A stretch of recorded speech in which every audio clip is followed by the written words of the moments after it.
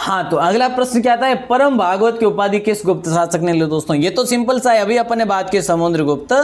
दोस्तों ऐसा प्रश्न कर लिया जाए आपसे कि परम भागवत की उपाधि सबसे पहले किस गुप्त शासक ने धारण की थी, तो आप अच्छे से ध्यान रखना, ये क्वेश्चन बड़ा इंपॉर्टेंट है।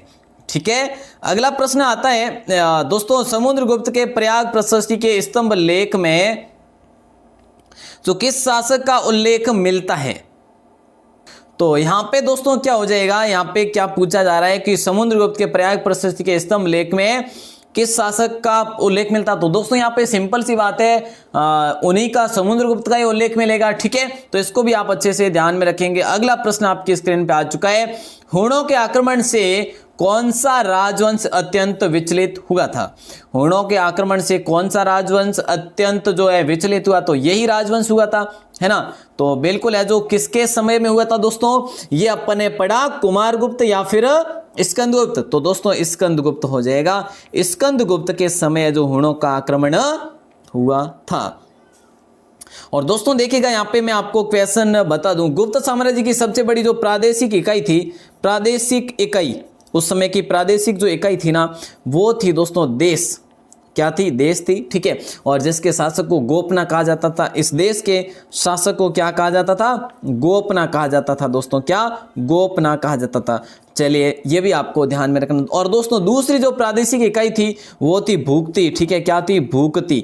चलिए तो इसको भी आप ध्यान रखेंगे, ये दूसरी प्रादेशिक इकाई है दोस्तों, प्रादेशिक इकाई है। चलिए तो दोस्तों इसको भी आप ध्यान रखेंगे, भुक्ति, जिसके शासक थे कौन, उपरी, किसके शासक थे दोस्तों, उपरी के नाम से शासक हुआ करते थे। चलिए अगला प्रश्न देखते हैं दोस्तों, 49 आपके स्क्रीन में, गुप्त सम्राट जिसने हुणों पर विजय प्राप्त की थी, वो सम्राट थे आपके स्कंदगुप्त दोस्तों। स्कंदगुप्त ने वैसे हुणों पर है जो बिल्कुल विजय प्राप्त कर ली थी दोस्तों, हुणों पर स्कंदगुप्त ने विजय प्राप्त की थी दोस्तों। ठीक है, तो इसको आप अच्छे से ध्यान रखेंगे दोस्तों। स्कंदगुप्त ने पर्णदत्त को सौराष्ट्र का गवर्नर नियुक्त किया था, यह भी आपको ध्यान में रखना है दोस्तों। ठीक है, क्या किया था, स्कंदगुप्त ने पर्णदत्त को, पर्णदत्त किसके समय में थे, स्कंदगुप्त के समय में थे, ऐसा प्रश्न है ना। तो ठीक है, तो पर्णदत्त को सौराष्ट्र का गवर्नर घोषित किया था, सौराष्ट्र का गवर्नर बनाया था। चलिए आगे बढ़ेंगे, लास्ट क्वेश्चन को देखते हैं। और लास्ट प्रश्न, शक विजेता किस गुप्त शासक को कहा जाता है। तो देखिए दोस्तों, शक विजेता जो है किस गुप्त शासक को कहा जाता है, तो चंद्रगुप्त द्वितीय होगा यहाँ पे आपका राइट आंसर। इसको आप अच्छे से ध्यान रखेंगे, एक इंपॉर्टेंट क्वेश्चन भी बनता है यहाँ पे। ठीक है साहब, यहाँ पे ये भी आपका हो जाता है। और दोस्तों अगर हम बात करें तो इन्होंने शकों पर विजय प्राप्त करने के बाद इन्होंने चांदी के सिक्के भी चलवाए। ठीक है, तो ये भी आपने पढ़ा अभी। ठीक है, और दोस्तों एक साब नाम से जो एक कौन थे, साब नाम से एक राज कवि थे जो चंद्रगुप्त सेकंड के थे। ठीक है, चंद्रगुप्त द्वितीय के ये कौन थे, ये राज कवि थे दोस्तों। ऐसा करते हैं, आपके लिए एक और क्लास ले आते हैं, जितने भी क्वेश्चन बनेंगे वहाँ पे गुप्त काल के और जितने भी क्वेश्चन बनेंगे वो मैं आपके लिए जल्दी जल्दी लेकर आऊँगा। ठीक है, क्योंकि यहाँ पे काफ़ी जो क्वेश्चन है जो छूट रहे हैं यहाँ पे, तो पूरी जानकारी आपको होनी चाहिए, क्योंकि अधूरा ज्ञान हमारे लिए खतरनाक हो सकता है। तो दोस्तों जल्दी से आपके लिए 30-40 क्वेश्चन की एक और पीडीएफ, एक और वीडियो आ जाएगी। तो उम्मीद करता हूँ ये वीडियो आपको अच्छी लगी होगी, आपने लास्ट तक देखा उसके लिए आपका आभार, धन्यवाद। आप अगर चैनल पर नए हैं तो चैनल को सब्सक्राइब कर लीजिए, क्योंकि अपन एनसीईआरटी और लूसेंट के माध्यम से या जो ये पूरा कुछ सब कुछ है जो मैटर फिलहाल पढ़ रहे हैं। तो चलिए दोस्तों, आप सभी का एक बार फिर से बहुत बहुत आभार, धन्यवाद। वीडियो को लाइक वगैरह कर दीजिएगा अच्छी लगी तो, और शेयर वगैरह तो बनता ही है। बिल्कुल, जय हिंद, वंदे मातरम। नमस्कार, जय हिंद, वंदे मातरम। दोस्तों आप सभी का स्वागत है आपके अपने YouTube परिवार राजस्थान क्लासेस पर। देखिए दोस्तों, आज अपना जो टॉपिक है ये है गुप्त साम्राज्य। ठीक है, तो गुप्त साम्राज्य से दोस्तों एग्जाम में बहुत सारे प्रश्न बनते हैं और उसी पर आधारित मैं आज आपके लिए एनसीईआरटी और लूसेंट पर आधारित जो है क्वेश्चन लेकर आ गया हूं, और महत्वपूर्ण वन लाइनर क्वेश्चन है दोस्तों। ठीक है, यहाँ पे एडवांस भी पढ़ने वाले और 50 क्वेश्चन है, तो वीडियो थोड़ी सी अगर लंबी बने तो वीडियो को कंप्लीट जरूर देख लेना, क्योंकि एनसीईआरटी पर और लूसेंट पर आधारित है और पिछले एग्जाम में कई बार क्वेश्चन पूछे गए वो भी यहाँ पर ऐड है। तो दोस्तों इससे पहले अपन ने पढ़ा ब्राह्मण साम्राज्य पढ़ा, जैसे कि शुंग है, कण्व वंश है, सातवाहन वंश है, मौर्य साम्राज्य, वो अपन ने पढ़ा। उसके बाद दोस्तों जैसा कि विदेशी आक्रमणकारियों का यहाँ पे आक्रमण हुआ, जैसे कि हिंद, यूनानी, शक, पहलव और कुषाण, ये चारों जो है ना, हिंद, यूनानी, शक, पहलव और कुषाण, इनकी बात करें तो इन्होंने आक्रमण किया दोस्तों। और लेकिन यहां से प्रश्न बहुत कम पूछे जाते हैं, ठीक है। तो अपना जो डायरेक्टली अब आता है गुप्त साम्राज्य, और गुप्त साम्राज्य में अपन सबसे पहले स्टार्ट करते हैं आज की क्लास को। पहला प्रश्न देखते हैं। तो देखिए दोस्तों, वापस से पुनः कह रहा हूं कि क्लास को आप कंप्लीट देखेंगे तो आपको बड़ा आनंद आएगा। अगर आप किसी भी भर्ती परीक्षा की, रेलवे हो, पटवार हो, ठीक है, पुलिस हो, या फिर ग्राम सेवक हो, रीट हो, किसी भी भर्ती परीक्षा, वन रक्ष वगैरह, तो बिल्कुल है जो इंपॉर्टेंट साबित होंगे, मील के पत्थर साबित होंगे। कंप्लीट देखते हैं। तो गुप्त साम्राज्य का संस्थापक कौन था? तो देखिए दोस्तों, गुप्त साम्राज्य का संस्थापक था श्रीगुप्त, ठीक है। कौन था? श्रीगुप्त। एक इंपॉर्टेंट क्वेश्चन बनता है दोस्तों यहाँ पे, इसको आप अच्छे से ध्यान में रखेंगे। और गुप्त साम्राज्य की अगर हम बात करें कि भाई इसका उदय कब हुआ, तो दोस्तों तीसरी शताब्दी में इसका उदय हुआ, ठीक है। तीसरी शताब्दी में इसका उदय हुआ, ठीक है। तो इसको आप अच्छे से ध्यान में रखेंगे। और अगर हम बात करें तो उदय जो है कहां पे हुआ, तो कौशाम्बी में। और ये कौशाम्बी कहां पर है मेरे दोस्तों? ये कौशाम्बी जो है ना, ये कौशाम्बी है प्रयाग में, ठीक है। तो प्रयाग जो आप सभी को पता ही है, प्रयागराज को कह सकते हैं आप, यूपी में, जो कि ठीक है। तो बिल्कुल यहां से देखिए दोस्तों उद्भव हुआ और उदय हुआ श्रीगुप्त, आपका राइट आंसर हो जाएगा। अगला प्रश्न आता है यहाँ पे, ठीक है। तो दोस्तों श्रीगुप्त की अगर हम बात करें ना, जो राजवंश बनाया, संस्थापक भी हुआ, लेकिन बात करें तो ये 240 से 280 तक रहा था, ठीक है। क्या 240 से 280 तक रहा था? तो श्रीगुप्त से जो जो प्रश्न बनते हैं वो मैं आपको बता चुका हूं, ठीक है। 240 से 280 तक। तो दोस्तों अगर प्रश्न पूछा जाए कि महाराज धीराज की उपाधि किस गुप्त शासक ने धारण की थी, ऐसा प्रश्न अगर पूछा जाता है तो चंद्रगुप्त प्रथम करेंगे दोस्तों। एक चंद्रगुप्त मौर्य भी थे, ठीक है ना, चंद्रगुप्त मौर्य भी थे दोस्तों। आपको बताओ तो सेंड्रोकोटस कहा जाता है उन्हें भी, तो वो भी आप याद रखेंगे। चंद्रगुप्त प्रथम हो जाएगा यहाँ पे दोस्तों। देखिए अगर हम बात करें श्रीगुप्त के उत्तराधिकारी की, श्रीगुप्त का उत्तराधिकारी हुआ था, श्रीगुप्त का ऊपर की लाइन में लिख लीजिएगा आप अगर लिख रहे हैं तो, श्रीगुप्त का उत्तराधिकारी हुआ था घटोत्कच। कौन हुआ था? उत्तराधिकारी घटोत्कच हुआ था दोस्तों, घटोत्कच, ठीक है। और घटोत्कच जो हुआ था ये रहा था 280 से 320 तक, 280 से 320 ईस्वी तक, ठीक है। तो आप अच्छे से ध्यान में रखेंगे। महाराज धीराज की उपाधि की बात करें तो चंद्रगुप्त प्रथम ने अपने आप में महाराज धीराज की उपाधि ग्रहण की थी। और दोस्तों ये गद्दी पर बैठे थे 320 में, ठीक है। किसके बाद? घटोत्कच के बाद में ये गद्दी पर बैठे 320 ईस्वी में, ठीक है। ये चीज आप लिख लेना, एक एक चीज मतलब कि शॉर्ट में। और दोस्तों इन्होंने जो विवाह किया था, कुमार देवी से विवाह किया था, कुमार देवी से, राजकुमारी कुमार देवी से चंद्रगुप्त में विवाह किया था दोस्तों। और ये लिच्छवी की राजकुमारी थी। कहां की थी? लिच्छवी क्षेत्र की राजकुमारी थी। चलिए आगे बढ़ते हैं, अगला प्रश्न देखते हैं दोस्तों। अगला प्रश्न आता है गुप्त वंश के प्रथम प्रसिद्ध शासक जो थे, वो भी आपका राइट आंसर है। ऐसा प्रश्न अगर बने तो भी आप आंसर करेंगे, चंद्रगुप्त प्रथम हो जाएगा, ठीक है। बिल्कुल गुप्त वंश के प्रथम प्रसिद्ध शासक। अगला प्रश्न आता है आपके स्क्रीन पे कि भाई गुप्त काल में पहली बार किस शासक ने चांदी मतलब कि रजत के मुद्राओं का प्रचलन किया था, ठीक है। गुप्त काल में पहली बार किस शासक ने चांदी के सिक्के चलाए थे? तो राइट आंसर क्या हो जाएगा? चंद्रगुप्त प्रथम हो जाएगा। चंद्रगुप्त प्रथम ने दोस्तों शादी किससे की थी? कुमार देवी से विवाह किया था, महाराज धीराज की उपाधि ली थी, गुप्त वंश का प्रथम महान सम्राट था, ठीक है। और दोस्तों इनके बारे में और आगे बात करें तो गुप्त संवत किसने चलाया था? एक इंपॉर्टेंट क्वेश्चन है दोस्तों, कई बार एग्जाम में क्वेश्चन भी पूछा गया है, गुप्त संवत किसने चलाया था? तो यहां पर भी आपका राइट आंसर हो जाएगा चंद्रगुप्त प्रथम ने चलाया था, ठीक है। तो चंद्रगुप्त प्रथम ने 319-20 में इसकी शुरुआत की थी, गुप्त संवत की 1920 ईस्वी में, ठीक है। चलिए और दोस्तों अगर बात करें हम अगले प्रश्न की, तो अगला प्रश्न आपका आता है चंद्रगुप्त के उत्तराधिकारी कौन थे? चंद्रगुप्त के उत्तराधिकारी जो थे ना वे थे दोस्तों समुद्रगुप्त। कौन थे? समुद्रगुप्त थे। एक इंपॉर्टेंट क्वेश्चन बनता है यहाँ पे आपके लिए, बहुत ही इंपॉर्टेंट क्वेश्चन, अच्छा क्वेश्चन है। और दोस्तों अगर हम बात करें समुद्रगुप्त की, तो समुद्रगुप्त 335 ईस्वी में बैठा था राजगद्दी पर। कहां बैठा था? राजगद्दी पर 335 ईस्वी में बैठा था।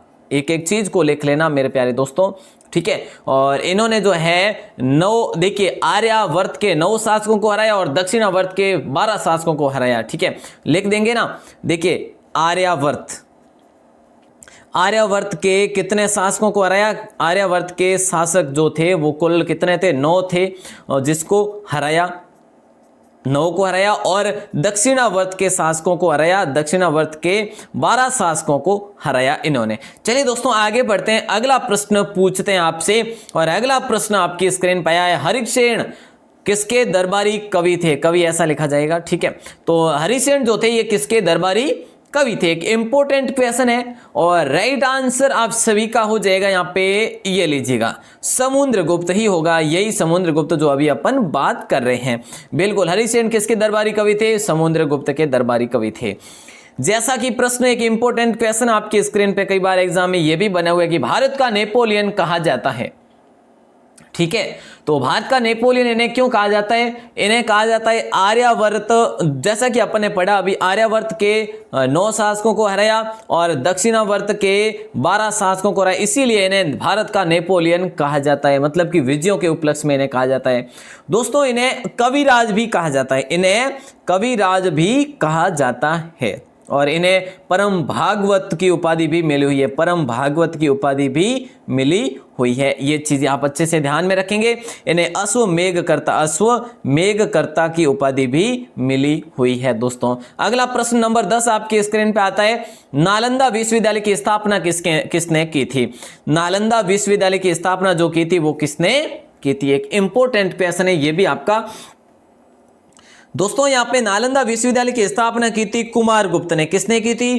कुमारगुप्त ने की थी। एक इंपॉर्टेंट क्वेश्चन है ये भी आपका, ठीक है। और दोस्तों अगर हम बात करें यहीं पे पिछले क्वेश्चन पर, तो समुद्रगुप्त जो था ये किसका भक्त था? समुद्रगुप्त जो था ना, समुद्रगुप्त किसका भक्त था? ये विष्णु का भक्त था दोस्तों। जैसा कि आप राजस्थान जी के पढ़ते हैं यहाँ पे, तो देखिए महाराणा कुंभा का पूछा जाता कि कुंभा जो थे वो किसके भक्त थे? तो विष्णु के भी भक्त थे, ठीक है। बिल्कुल दोस्तों इसका भी आप अच्छे से ध्यान में रखेंगे, ओके। और दोस्तों समुद्रगुप्त संगीत प्रेमी भी था, ठीक है। इन्होंने वीणा वादन भी अपने, देखिए सिक्कों पर है जो वीणा वादन करते हुए भी दिखाया गया था। और इनके जो दरबारी कवि थे हरिसेन थे। इलाहाबाद प्रशस्ति जो है ना ये हरिसेन की है दोस्तों। इलाहाबाद जो प्रशस्ति है, इलाहाबाद प्रशस्ति ये हरिसेन की प्रशस्ति है। किसकी है? हरिसेन की। तो इसके द्वारा है जो ये रचित है, ठीक है दोस्तों। आगे बढ़ते हैं। और दोस्तों परम भागवत की उपाधि धारण करने वाला ये प्रथम गुप्त शासक था ये, ठीक है, समुद्रगुप्त। चलिए, और समुद्रगुप्त का जो उत्तराधिकारी था वो था चंद्रगुप्त सेकंड। और ये नालंदा विश्वविद्यालय हो गया आपका। अगला प्रश्न आता है, चीनी यात्री फायान किसके शासनकाल में भारत आए थे? चीनी यात्री जो थे फायान जो किसके शासनकाल में भारत आए थे? ये थे चीनी बौद्ध यात्री। कौन थे? चीनी बौद्ध यात्री थे दोस्तों। और ये भारत आए थे चंद्रगुप्त सेकंड के समय में। किसके समय में? चंद्रगुप्त द्वितीय के समय में ये भारत आए थे चीनी यात्री दोस्तों, ठीक है। ये भी हो गया। प्रयाग प्रशस्ति के लेखक दोस्तों कौन है? दोस्तों प्रयाग प्रशस्ति को या फिर इलाहाबाद प्रशस्ति को, एक ही चीज है यहाँ पे, प्रयाग प्रशस्ति या फिर इलाहाबाद प्रशस्ति। तो इसके लेखक जो है हरिसेन है दोस्तों, ठीक है। और हरिसेन जो है समुद्रगुप्त का दरबारी कवि था। चलिए अगला प्रश्न आता है आपकी स्क्रीन पे, समुद्रगुप्त को भारत का नेपोलियन कहा जाता है। दोस्तों कहा जाता है, बिल्कुल सिंपल सी बात है, लेकिन किसने कहा था?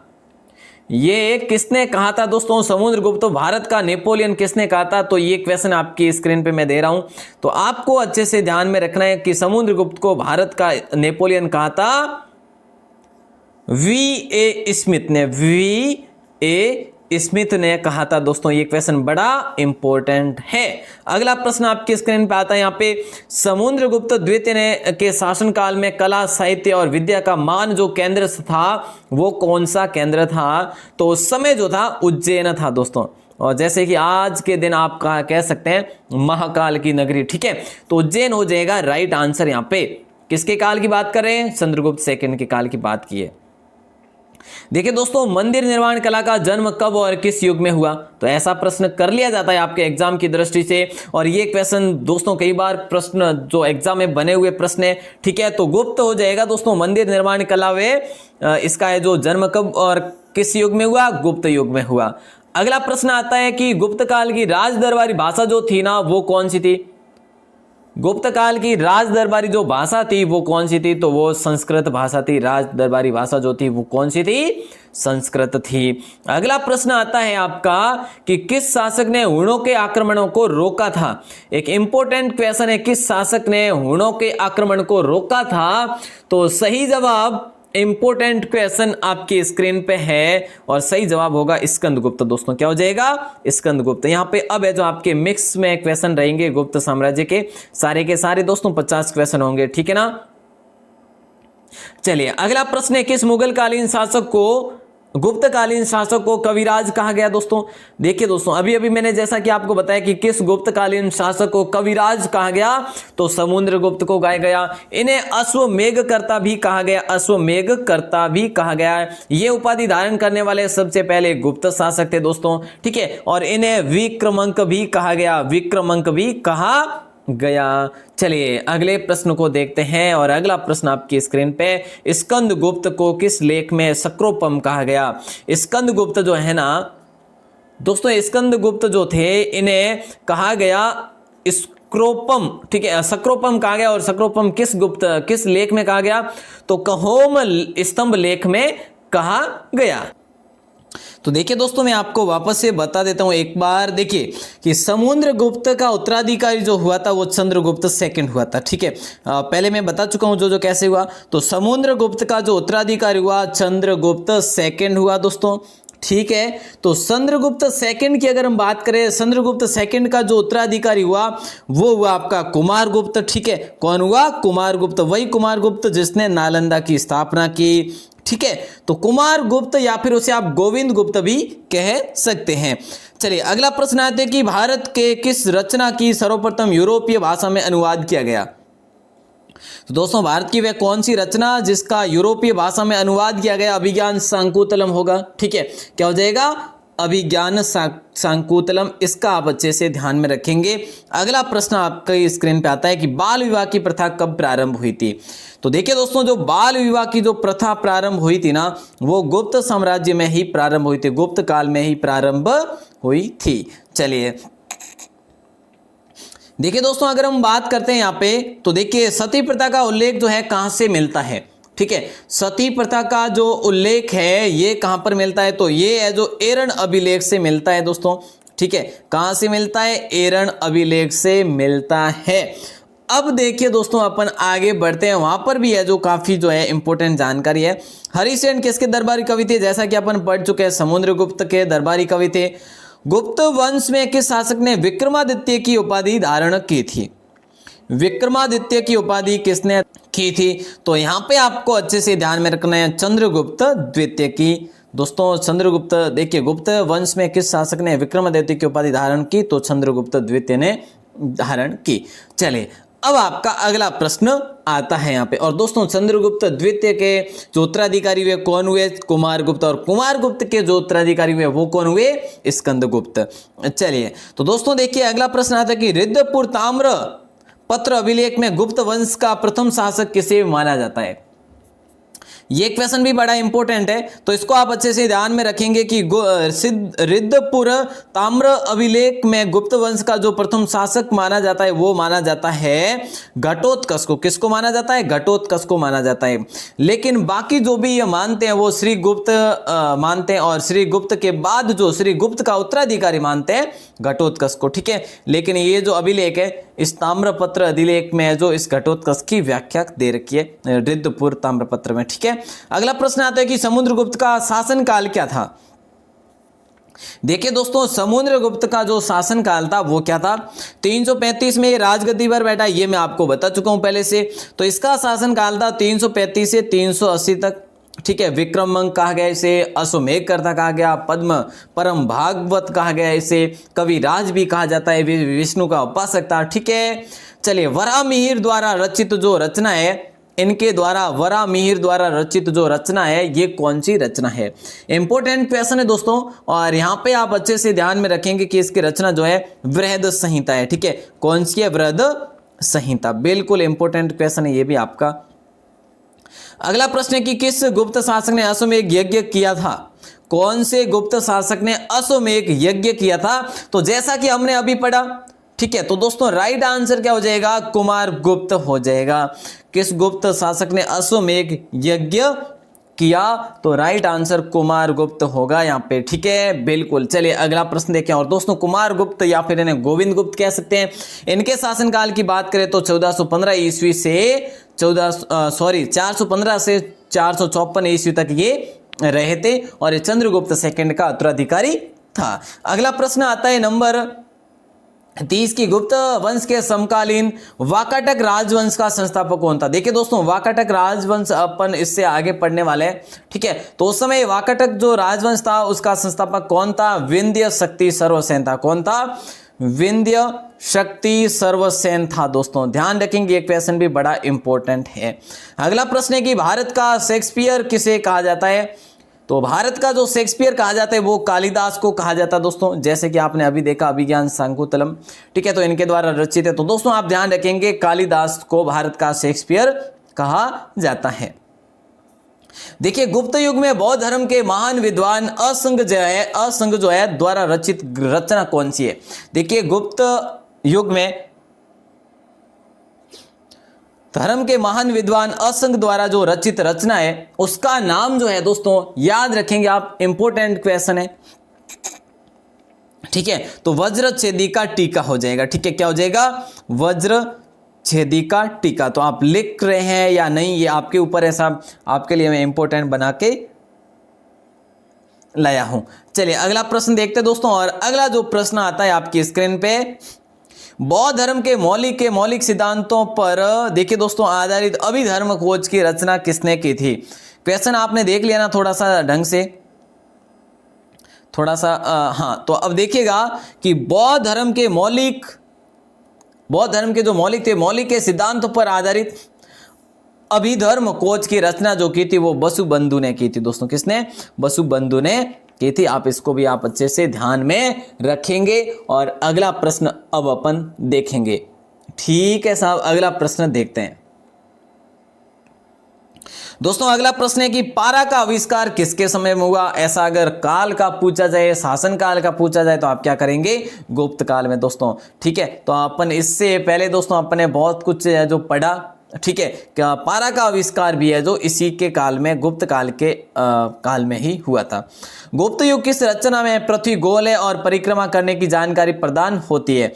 गुप्त युग दोस्तों देखिए, किस गुप्तकालीन जो ऐसा कौन सी रचना है जिसमें पृथ्वी गोल है बताया हुआ है और परिक्रमा करने की जानकारी प्रदान होती है उसमें? तो दोस्तों आर्यभट्ट जो है ठीक है, तो आप है तो इसका भी ध्यान में रखेंगे। अगला प्रश्न नंबर 35 आपकी स्क्रीन पे देखिए दोस्तों, स्क्रीन में क्या पूछा गया है कि इतिहासकार विसेंट स्मिथ, ठीक है, स्मिथ द्वारा रचित जो पुस्तक है जिसमें समुद्रगुप्त को भारत का नेपोलियन बताया गया है। तो देखिए दोस्तों, समुद्रगुप्त का भारत का नेपोलियन अभी अपन ने पढ़ा जैसा कि स्मिथ ने कहा।